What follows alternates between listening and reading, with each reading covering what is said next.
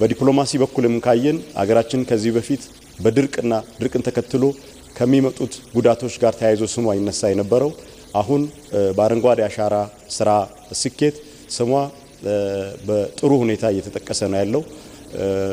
በአፍሪካ ስለ አየር ንብረት ለውጥ የአፍሪካ ተወካይ ሆና የምትናገር በዓለም ደረጃም ደግሞ ይሄንን በተጨባጭ ተግባር ችግሩን ለመቋቋም በምታደርገው ጥረት ግንባር ቀደም ተደርጋ የምትጠቀስ አገር ሆናለች።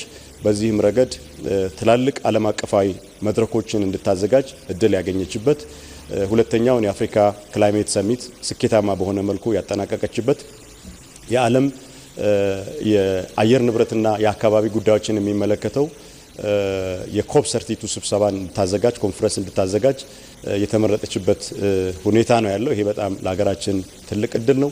ከዛም ባለፈ በሀገርና በመሪ ደረጃ በዚህ እንቅስቃሴ ህዝባችን ባደረገው ጥረት የመሪውን ሀሳብ ተቀብሎ በሰራው ስራና ባገኘው ውጤት በርካታ ሽልማቶችን አግኝተናል። ከአሜሪካ መንግስት የአፍሪካ አውትስታንዲንግ ሊደርሺፕ አዋርድ ክቡር ጠቅላይ ሚኒስትራችን የተሸለሙበት በምግብ ዋስትና ራስን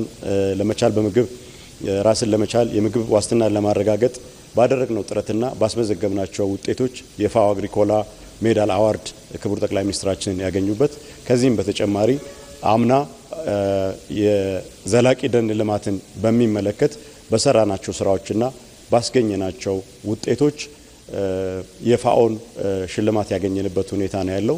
በአጠቃላይ የአረንጓዴ አሻራ መርሃ ግብር ያለው ስነ ምህዳራዊ ጠቀሜታ፣ ኢኮኖሚያዊ ጠቀሜታ ከዲፕሎማሲ አንፃር በውጤት ታጅቦ 7ኛ ዓመቱን አጠናቆ 8ኛው ምዕራፍ ተጀምሯል። ዛሬም ያን ጀንበር ተከላው ህዝቡ የመሪውን ጥሪ ተቀብሎ በነቂስ ወጥቶ ከሌሊቱ 12 ሰዓት ጀምሮ በሰፊው ተከላው ላይ እየተሳተፈ ነው ያለው። የዛሬ ግባችን በአንድ ጀንበር 800 ሚሊዮን ችግኞችን መትከል ነው።